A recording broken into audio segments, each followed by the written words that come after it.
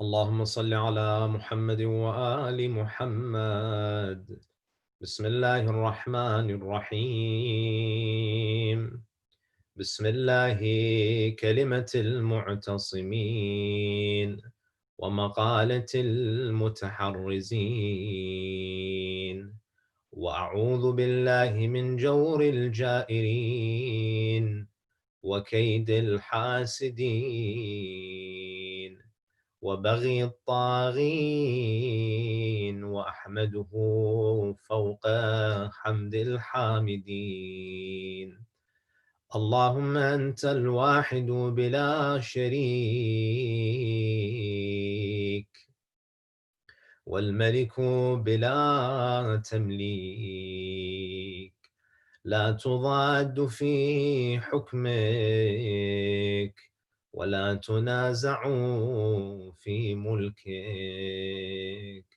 أسألك أن تصلي على محمد عبدك ورسولك، وأن توزعني من شكر نعمائك ما تبلغ بي في غاية رضاك، وأن تعينني على طاعتك ولزوم عبادتك واستحقاق مثوبتك بلطف عنايتك،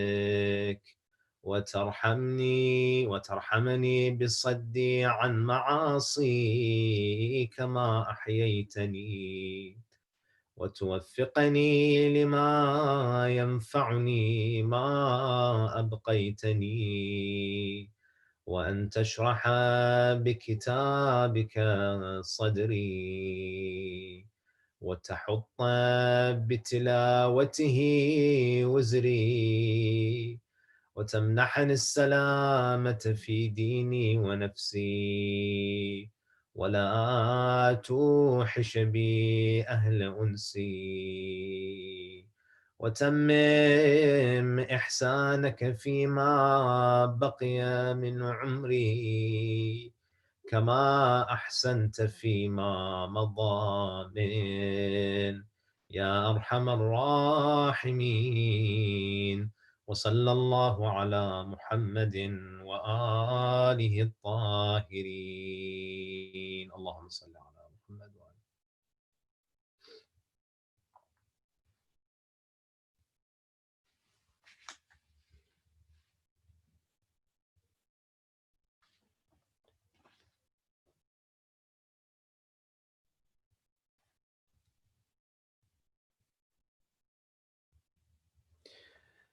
أعوذ بالله من الشيطان اللعين الرجيم. بسم الله الرحمن الرحيم. الحمد لله رب العالمين، ثم الصلاة والسلام على خاتم الأنبياء والمرسلين سيدنا ونبينا محمد وعلى أهل بيته الطيبين الطاهرين. اللهم صل على محمد وآل محمد. Assalamu alaikum, dear brothers and sisters, wa rahmatullahi wa barakatuh. I'd like to express my gratitude to the community for hosting me and giving me some time to speak and to share some reflections. The topic that I wanted to address in the limited time that I have is, especially considering that many of us are beginning the summer vacation, the summer holiday, I thought it would be useful if we reflected a little bit on the topic of time management from an Islamic perspective. Brothers and sisters, when you look at the Quran, Allah subhanahu wa ta'ala, throughout the Quran, he swears by certain things. He makes a qasam. There are oaths that are scattered throughout the Quran. And Allah subhanahu wa ta'ala in the Quran emphasizes the significance of time in the life of the human being. So for instance, in Surah Al-Asr, Allah subhanahu wa ta'ala, he swears by this great ni'mah that he has bestowed upon us. He swears by the great blessing of time that he has conferred upon us. When he says, وَالْعَصْرِ إِنَّ الْإِنسَانَ لَفِي خُسْرٍ. Allah swears by time. And the reality of time is that time is a type of capital that Allah has given us that is constantly diminishing. You know, the moment that we're born, Allah has allotted a specific amount of time for us. He has appropriated a certain amount of time for us in this life. And with every breath, with every day, with every week, this capital is diminishing. It reminds me of, you know, the story of that man who was in the village. It was a hot summer day, and in the past, you know, people weren't able to go to the marketplace to buy ice. So there used to be actually individuals who would push wagons, and they would have blocks of ice. And you know, one of these individuals who was selling ice on that hot summer day, you know, he saw that this block of ice, which, you know, which he intends to sell to provide for his family, he started to cry out to the people, "Ayyuhan nas, come and buy from me. Irhamu man ra'su malihi yadhub." Have mercy on the one whose capital is melting. You know, this man, he made a living selling ice. And on that hot summer day, the ice was melting. And if the ice melts, he has nothing. He has nothing to offer. He has no capital left. Have mercy on the one whose capital is melting. You and I, every single one of us is like that man who is selling ice.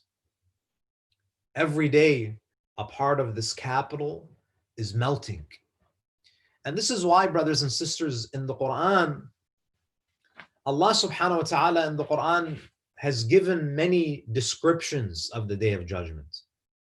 Yawmuddin, Yawmul Qiyamah, Al-Tamma Al-Kubra. There are many, many adjectives. There are many names that have been assigned to the Day of Judgment. But one of the names of the Day of Judgment is Yawmul Hasra. One of the names of the Day of Judgment is what? It's the day of regret. It's the day of regret. Allah subhanahu wa ta'ala in Surah Maryam, Surah 19, verse 39, He says, وَأَنذِرْهُمْ يَوْمَ الْحَسْرَةِ. Ya Rasulullah, warn the people about the day of regret. Now, the day of judgment, my dear brothers and sisters, is a day of regret, not only for the criminals, that there's no doubt that Yawm al-Qiyamah will be a day of regret for the corrupt, for the oppressors, for the tyrants, for the criminals, for the murderers. Yes, it will be a day of regret. It will be a day of hasra for them.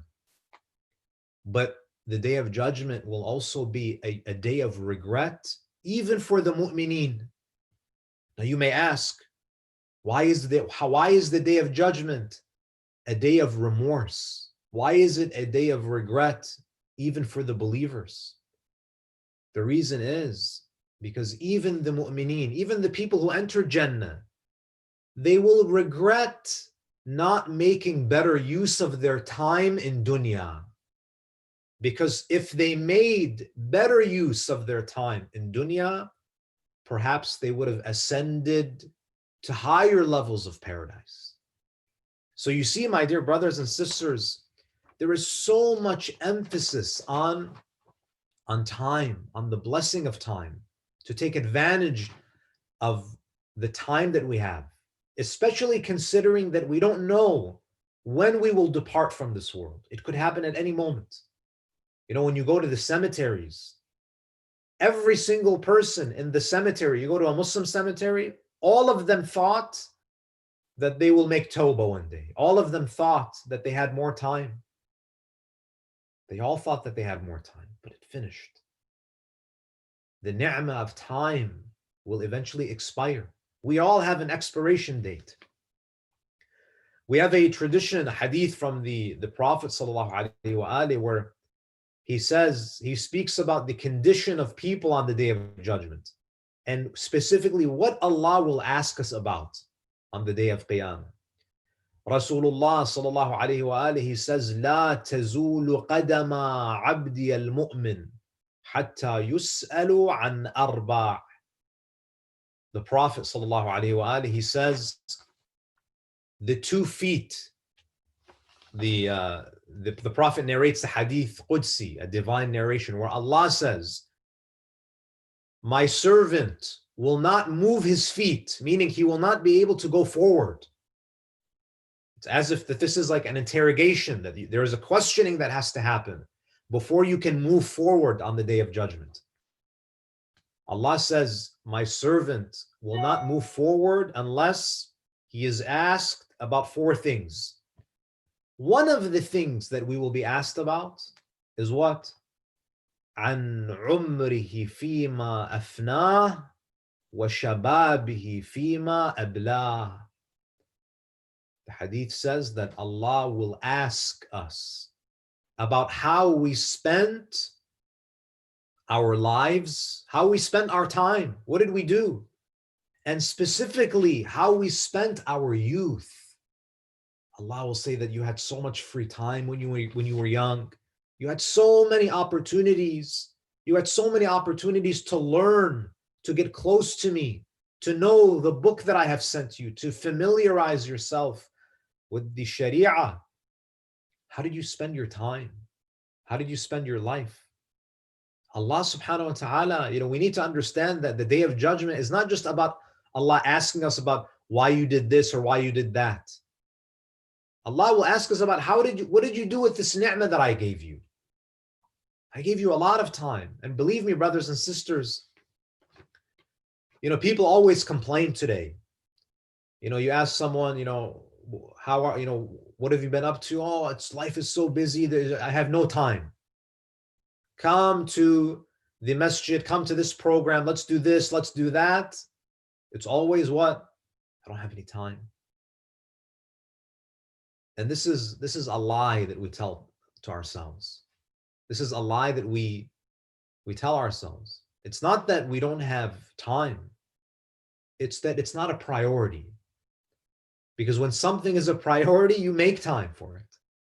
If I were to tell you, for example, that every morning at 7 a.m., if you go to this building in your city, this government building, every morning they give $200 or $500. Guess what? Guess who's going to be free at 6 o'clock in the morning every day? You will be, because it's a priority. You will change your schedule to accommodate. So it's not that we don't have time. It's that we don't make things a priority. And one of the biggest problems that we have, especially as we move into the summer holiday, the most dangerous thing, the most detrimental thing that you can do to yourself is to not have a plan, to not have a schedule.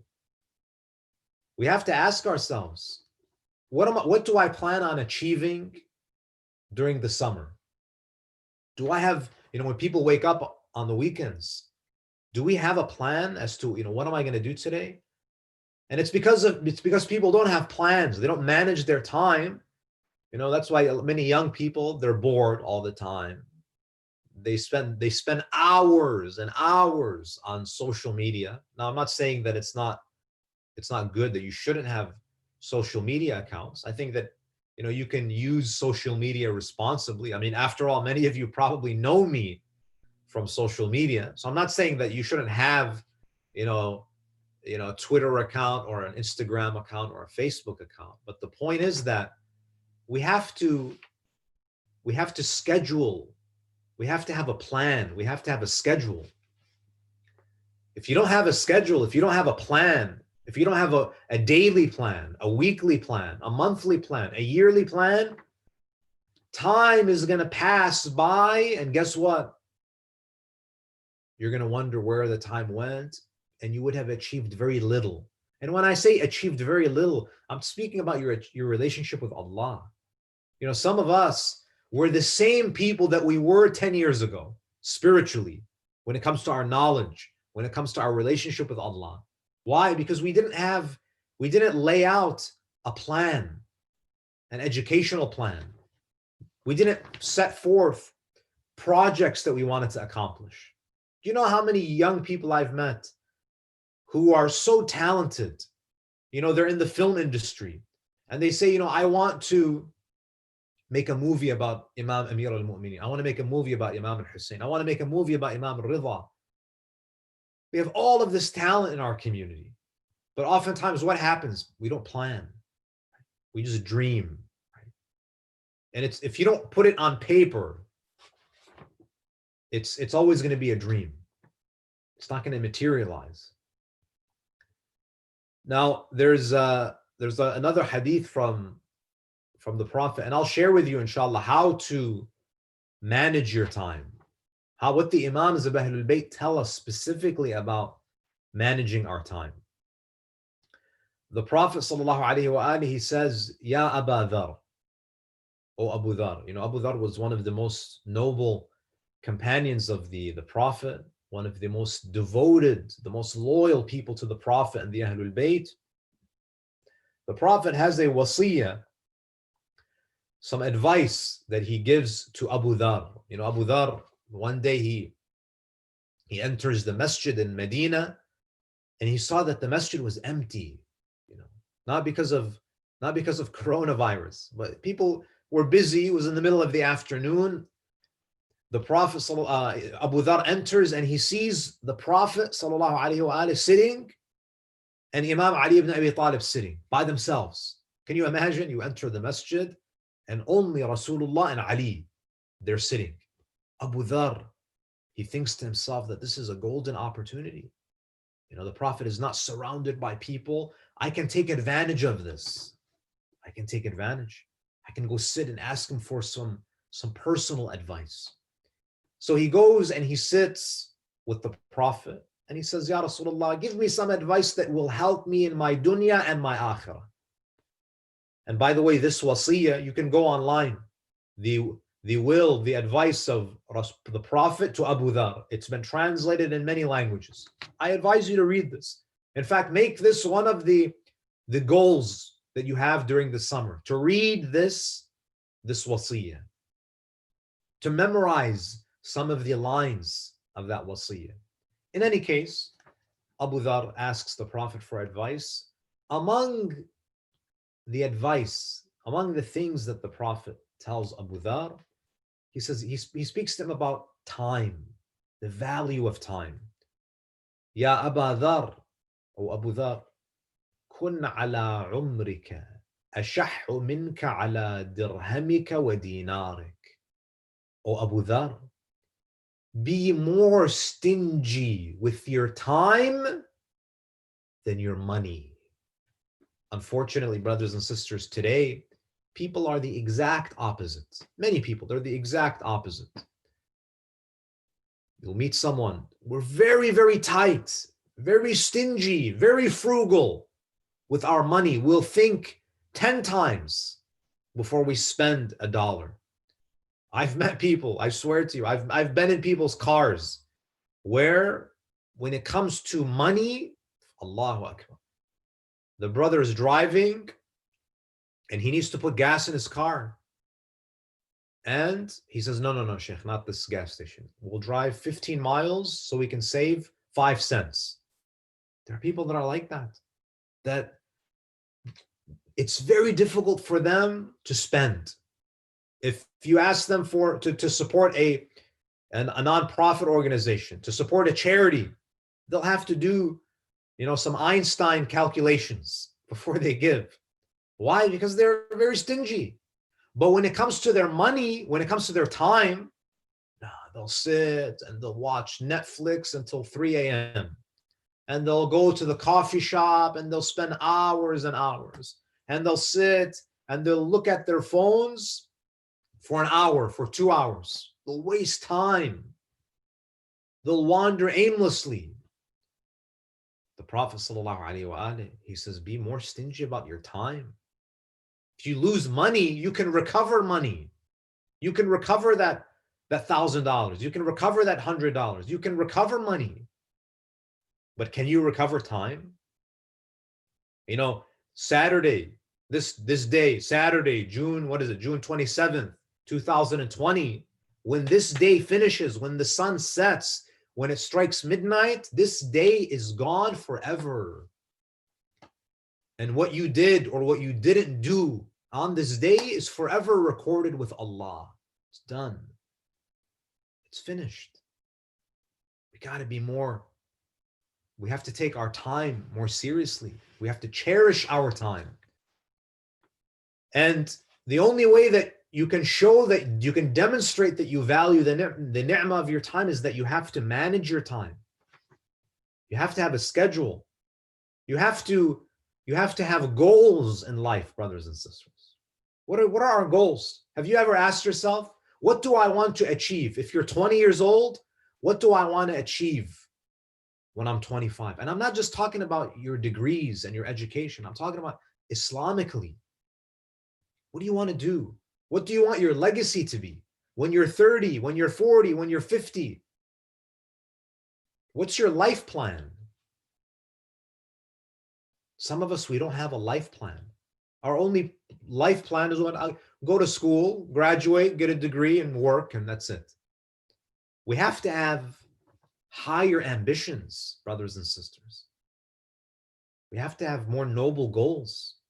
Amir al-Mu'mineen, there's a hadith that is attributed to him where he says, قَدْرُ الرَّجُلِ, the value of a person is measured by what? عَلَى قَدْرِ هِمَّتِهِ.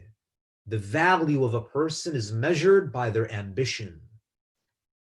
Now, there are some people whose ambition is, as I said, to get a job, to get a paycheck, and to drive a Range Rover. That's the value of that person, just materialistic pursuits. And then you have another person who, for example, says, I want to learn Spanish so I can translate Islamic books into Spanish so I can bring people in South America and Central America to the path of Ahlul Bayt. Can you compare the two? Look at the ambition of one. And then you have someone else who has TikTok, for example, and they just want to make funny videos, and that's it. They just want to gain followers and become famous, and that's it. Just make some silly videos. And then you have someone else who has a 20-year goal, who wants to make a movie about Imam al-Hussein, who wants to make a movie about Ali, who wants to make a movie about Mubahala, about the first formal Muslim and Christian dialogue. 20-year goal. I'm going to raise the money. I'm going to write the script. They make it their goal. And if you have noble goals, you're not going to be bored because your life, everything that you do is directed towards that goal. We have to have noble pursuits.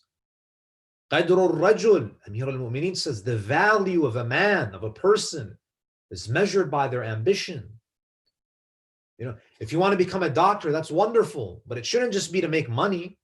Say that my niyyah is that I want to be a doctor, I want to be a physician, and I want to spend 1 month out of the year, 2 weeks out of the year, serving ill people in Karbala. I want to open up a clinic in Samarra by the shrine of Imam al-Askari. Free healthcare for the people that live in these places. These are noble goals. قَدْرُ الرَّجُلِ عَلَى قَدْرِ هِمَّتِهِ. The value of a person is measured by their ambition. وَعَمَلُهُ, and look at how beautiful this line is. وَعَمَلُهُ عَلَى قَدْرِ نِيَّتِهِ. And the value of your actions is measured by your intention. You know, sometimes we focus so much on the outward action. Amir al-Mu'mineen, he says, no. The measure, the value of any amal is measured by what? It's measured by intentions. Someone might build a $50 million masjid and it doesn't have any value in the eyes of Allah. And someone might come to a masjid and give $1. They live on minimum wage and they give $1 purely for the sake of Allah, and that dollar has more value in the eyes of Allah than the 50 million that the other person gave. It's about your niyyah, brothers and sisters. We have to refine our intentions. It's not just about doing. It's about doing things for the right reason. You're doing it to get closer to him. I'll share with you guys a beautiful story, just, highlighting the power of our intentions and how when we do things for Allah, when we're sincere, Allah elevates us. Even if we're unknown, it doesn't matter if people on earth don't know you. If you work for Allah, there are trillions of malaika that know you. There's a beautiful story about one of our maraja by the name of, many of you maybe have not heard of him. He lived about 100 years ago, by the name of Sayyid Muhammad Kadhim al-Yazdi. Sayyid Muhammad Kadhim al-Yazdi was the marja of the time in Najaf about a century ago. And by the way, the Risala Amaliya of our Maraji' today follow the same format as his Risala Amaliya. He wrote his Risala Amaliya, his book of Islamic law. It's called Al-Urwatul Wuthqa. And any scholar, any marja who wants to demonstrate their knowledge writes footnotes or writes annotations or writes a commentary on his book, Al-Urwatul Wuthqa. Sayyid Muhammad Kadhim al-Yazdi. He's buried in the shrine of Imam Amir al-Mu'mineen. This man was originally from, this great scholar was originally from Yazd. For those of you who are familiar with Iran, Yazd is one of the cities in Iran. It's located in the central part of Iran. Sayyid Muhammad Kadhim al-Yazdi was a marji' in Najaf. And at the end of his life, he decided that he wanted to go back and visit his city. He wanted to visit the place that he grew up in. And, we're talking about a century ago. So, at that time, people used to travel, they used to take, they didn't have cars at that time. They would go on, they would ride animals or they would go walking. In any case, it was a very long journey. And when people used to take, what takes us 8 hours used to take people, what would take us, maybe a 2-hour flight, it would take people 3 weeks, a month to get there. It was a long journey. So Sayyid Muhammad Kadhim al-Yazdi, this great marja', he thinks to himself that, I'm an elderly man. This is a long journey. I have to be realistic. Maybe I'll die on this trip. So he decides before he leaves Najaf, he decides to write a will and to purchase a kafan, just in case, God forbid, if he dies on the way, that at least he has a kafan with him. So he purchases a kafan and he summons one of the most spiritual scholars in Najaf, a very holy person. He gives him the kafan. He says, I want you to do me a favor. I want you to write the entire Quran on my kafan. I want you to go sit in the haram of Amir al-Mu'mineen, and I want you to write the entire Quran on my kafan. So this man, he goes, and he spends a couple of months, 2-3 months, writing the entire Quran on the kafan of Sayyid Muhammad Kadhim al-Yazdi. He finishes. He gives it back to him, and then Sayyid, he farewells the shrine of Imam Amir al-Mu'mineen. He then goes to Karbala to bid farewell to, the farewell ziyarah for Imam al-Hussein. He goes to Karbala, and inside of the shrine of Imam al-Hussein, he writes Ziyarat Ashura on his kafan. So he's making all of these preparations before he goes to Yazd. Okay? So he does that. Then he sets out on his journey from Karbala, from Najaf, all the way to Yazd. And he has this kafan with him. When he reaches Yazd, his hometown, the city that he grew up in, the night that he arrives, he has a dream. He has a dream. In the dream, he sees Imam al-Hussein alayhi salam. He sees Sayyid al-Shuhada. He sees Imam al-Hussein. Imam al-Hussein tells him Ya Sayyid Muhammad Kadhim al-Yazdi, give this kafan to Karim al-Aswad. Give it to a man by the name of Karim al-Aswad. Sayyid al-Yazdi, he wakes up in the middle of the night. He turns to his family, his companion. There were other ulama that came with him. He asks the people around him, his family, his friends, do you guys know a man by the name of Karim al-Aswad? I've never heard of him. He asks the people around.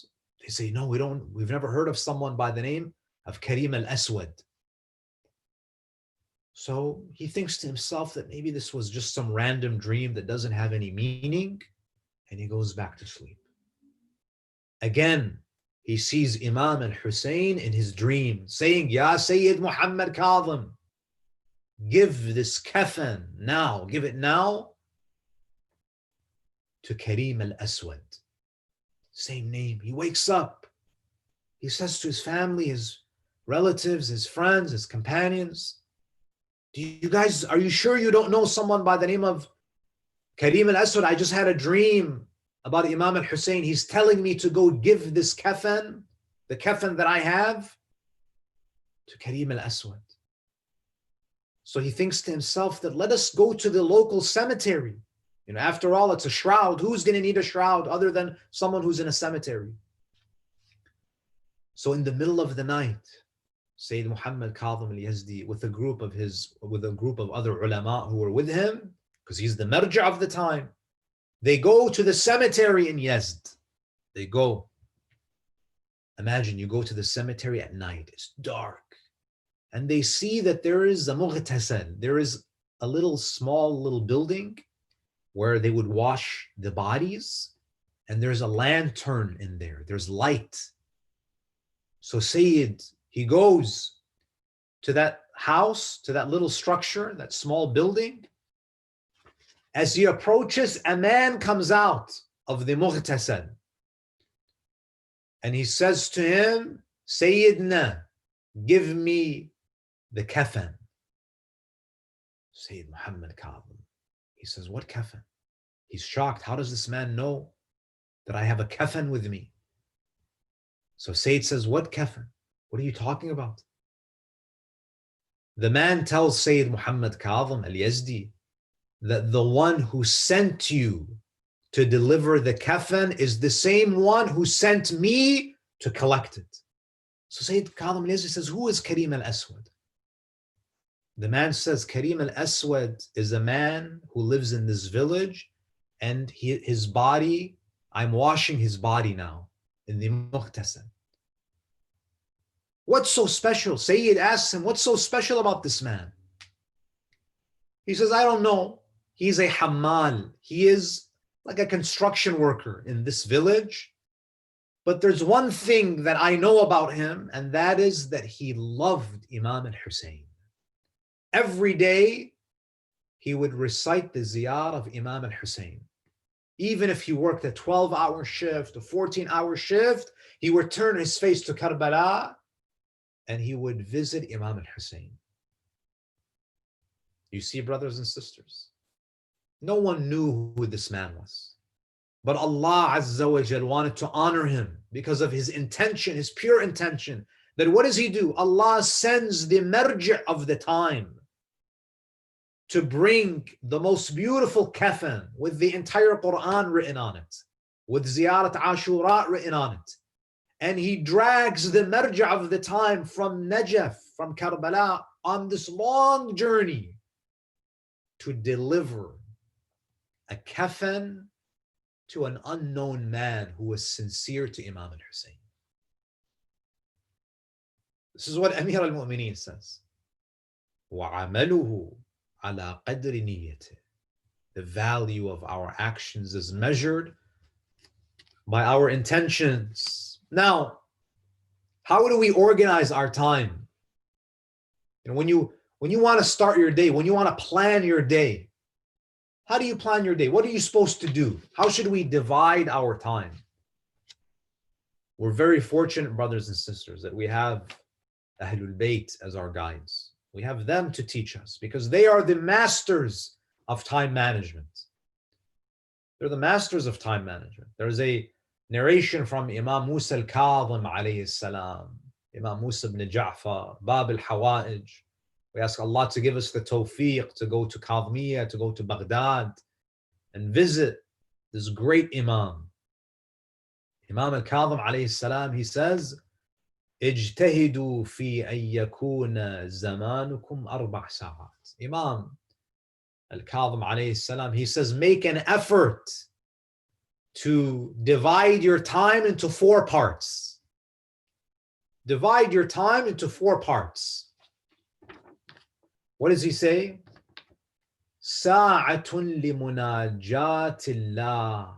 You should spend 1 part of your day in private with Allah. Dua, recitation of Quran. We all need, brothers and sisters, we need one-on-one time with Allah.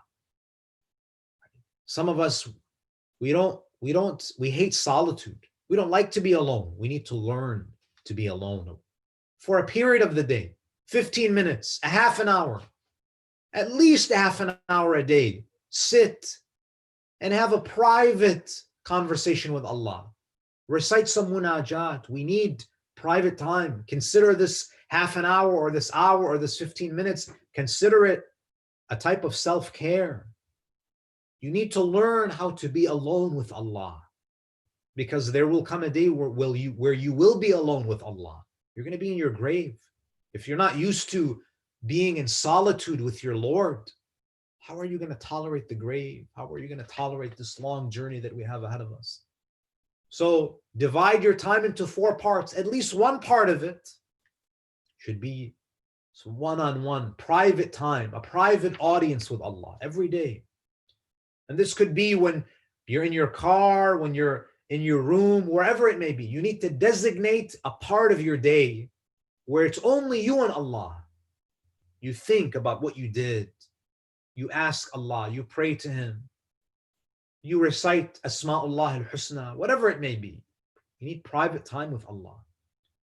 Munajat, sa'atun li munajatillah, number 1. Number 2, the Imam says, wa sa'atun li amr al-ma'ash. A part of your day should be spent earning a livelihood, working. Allah doesn't want us to be lazy. Allah doesn't want us to say, oh, alhamdulillah, I'm not going to work. I'll just take government assistance. Allah doesn't want us to be lazy people. Allah wants us to work. So earning a living. Number 2. Number 3. وَسَاعَةٌ لِمُعَاشَرَةِ الْإِخْوَانِ الثِّقَاتِ. Another part of your day should be to socialize with your family members, with your friends. We need to be social people, brothers and sisters.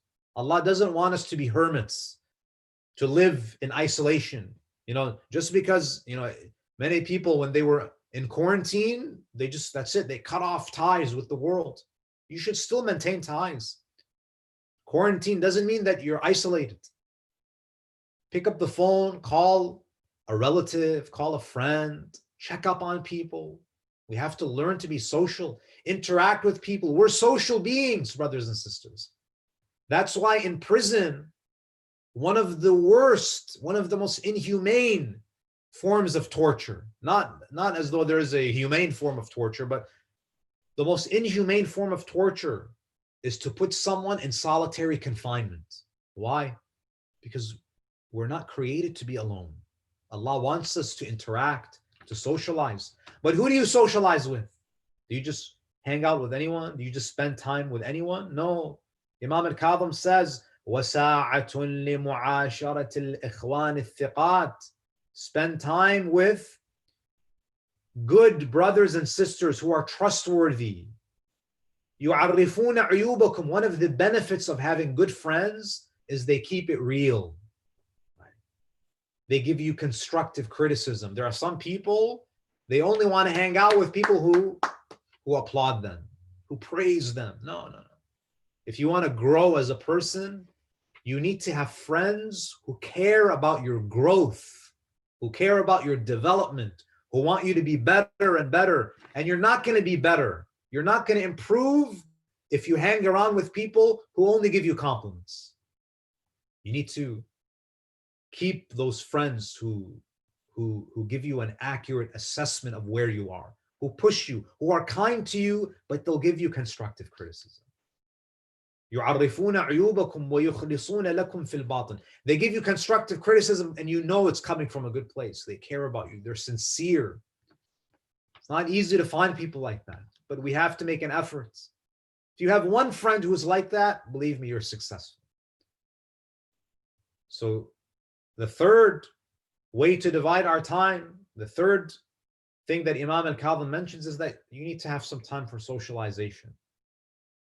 And number 4, وَسَاعَةٌ تَخْلُونَ فِيهَا لِلَذَّاتِكُمْ بِغَيْرِ مُحَرَّمٍ. And the fourth thing the Imam mentions is to enjoy life. Enjoy the halal things in life. Yes, the Imam says Allah didn't create you to suffer. Go on a picnic, go on a vacation, have fun, play sports. Imam Al-Kadhim alayhi salam, he mentions this, that a mu'min should designate a part of his day for halal entertainment. There's a good movie that you want to watch as a family, go ahead, bismillah. But the problem is, sometimes all we do is we watch TV and we don't break down our time, we don't divide our time like the way that Imam Al-Kadhim mentioned. If you want to have halal fun, that's fine. But have you spent time that day being one-on-one with Allah? You have to have this balance. So the Imam is saying that you have a right. This is for your sanity, to go and enjoy, to go for a bike ride, to go, to go hiking, to go jet skiing. There's nothing wrong with these things. As long as you're maintaining your modesty, you're maintaining the hijab, enjoy life. That Ahlul Bayt says that have an hour, have some time to indulge in the halal, to enjoy the halal entertainment, to go on trips, to have a good time. There's nothing wrong with that. Now, how much time do I have left, by the way, brothers and sisters? Do I have a little bit more time to go? Or should we end and do a Q&A? 10 minutes? Okay, perfect. I want to mention 3 things in addition to the narration from Imam Al-Kadhim alayhi salam.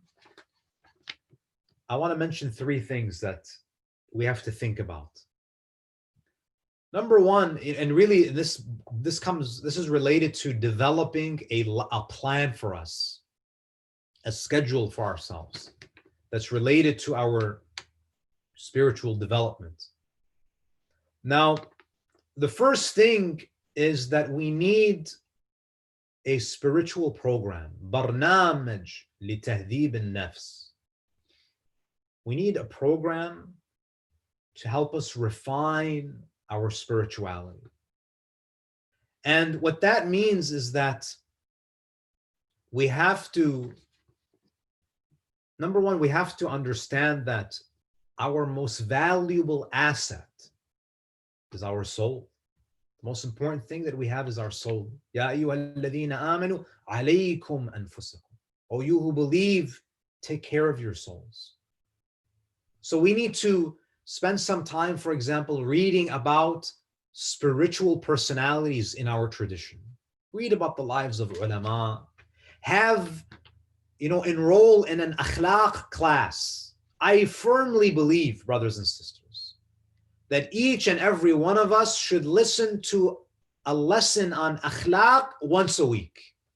Even our great maraja, our great ulama, Shaykh Murtada al-Ansari, the great scholar, the great usuli scholar who lived, about 150 years ago. He was a marji', and he had a student. Look at the humility. He had a student who was an expert on akhlaq. The marji', Shaykh Murtada al-Ansari, used to attend a class that was given by his student once a week. We need these reminders. We need to hear maw'idha. We need to hear admonishment. So you need to have a book on akhlaq that you're reading. I'm not saying you need to read every day, but just have something that you're listening to. that is going to feed that spirituality, that you're going to use to refine yourself. So having some type of spiritual program. Number two, so we need to have this focus on tazkiyatun nafs. Number two, we need to go back to our foundation. You know, when we spoke about having that one-on-one time with Allah, this can be dua, this can be recitation of Quran, this can be reading the ahadith of Ahlul Bayt. What we need to do, brothers and sisters, is we need to go back and reflect on Hadith al-Thaqalain. What do I mean by this? Hadith al-Thaqalain is the Prophet's will. It's his parting advice. Imagine Rasulullah is on his deathbed, and his final advice that he wants to give, of course, he wasn't given the opportunity to write the wasiyah, but on many occasions in his last days, what was he telling the Muslims? He knew that his time was limited. Inni tarikun fikum al-thaqalain. I am leaving behind. I am leaving this life, but I'm leaving behind two things. ما إن تمسكتم بهما لن تضلوا بعدي أبدا. I'm leaving behind two valuable, weighty things that if you adhere to them, you will never go astray. لن تضلوا بعدي أبدا. You will never go astray. If you do what? If you adhere, ما إن تمسكتم, if you hold on, if you adhere to the Quran and my Ahlul Bayt. Now, what does it mean? How can you adhere to the Quran if you don't know the Quran? Many of us, we don't adhere to the Quran. You know what our relationship with the Quran is like? Our relationship with the Quran is as follows. When someone dies, we open the Quran, as if the Quran is for the dead. When do we open up the Quran? When there's a nikah. We've made the Quran into a ceremonial thing. Bismillah when someone gets married, and Bismillah when someone dies. And maybe, if I'm speeding on the highway and I see a cop, if I see a police officer, maybe I'll read Ayatul Kursi as extra insurance, right? This is how we treat the Quran, but we don't know the Quran. Every single Muslim, every single follower of Ahlul Bayt, you should be studying the Quran. You should be studying a surah of the Quran. Even if it's listening to one lecture a week, two lectures a week, you have to be engaged with the Quran. There should not be a single person who calls himself a follower of Imam al-Sadiq, and I ask him, by the way, so what are you studying a surah of the Quran at the moment? Do you have a project? What are you doing with the Quran right now? Do you recite it daily? If the answer is no, you are not following the wasiyah of Rasulullah. How can you? How can you adhere to the Quran if you don't know the Quran, if you don't have knowledge of the Quran? The tafsir of the Quran, we should be, brothers and sisters, I tell this to youth, especially who are in college. Don't you think it's sad? It's sad that you go to college campuses, and I've been to college. I've seen this with my own eyes. You see a group of youth who are sitting on the lawn of a campus, Christians, and they're all reading, and you go to them. What are you guys doing? Oh, they're doing a Bible study. Allahu Akbar. They're doing Bible study on campus. They have a 15-minute break between their classes, and they come together and they read some passages of the Bible study. Why can't we as Muslims have Quran study? Why can't Muslims come together and sit? You have 10, 15, you have an hour between classes. Come together and share some reflections on the Quran. We need to create this culture of Quran study. How shameful is it that we don't know anything about the Quran? And this is a problem, because when many of us, not just our youth, the elders and the youth, they want to get involved in community work. They're passionate about social justice, but their activism is not built. It's not built on a Quranic foundation. And that's why they compromise their principles, because they don't know their principles. They don't know the values of the Quran, the values of Islam.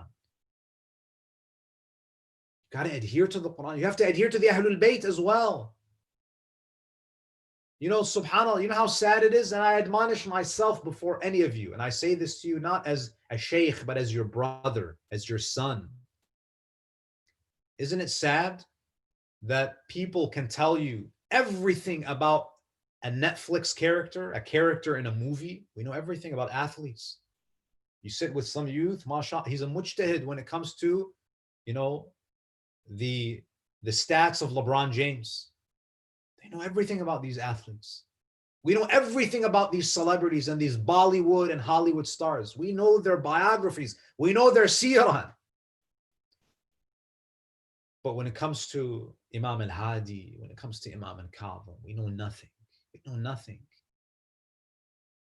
We've turned Ali ibn Abi Talib into a necklace. We've turned Imam al-Hussein into a tattoo. That's all. That's our relationship with them. We have to have a program where at least on a weekly basis, we spend 5-10 minutes reading the biography of one of the Ma'sumin. That we use our social media to share their words. That we have a bond with the Quran. We need to learn, you know, many of us know who Shaykh Abbas al-Qummi is. Shaykh Abbas al-Qummi is the author, he's the compiler of Mafatih al-Jinan. Every Shi'i household has Mafatih al-Jinan. Do you know who this man is? Do you know who Shaykh Abbas al-Qummi is? Do you think he's a random scholar?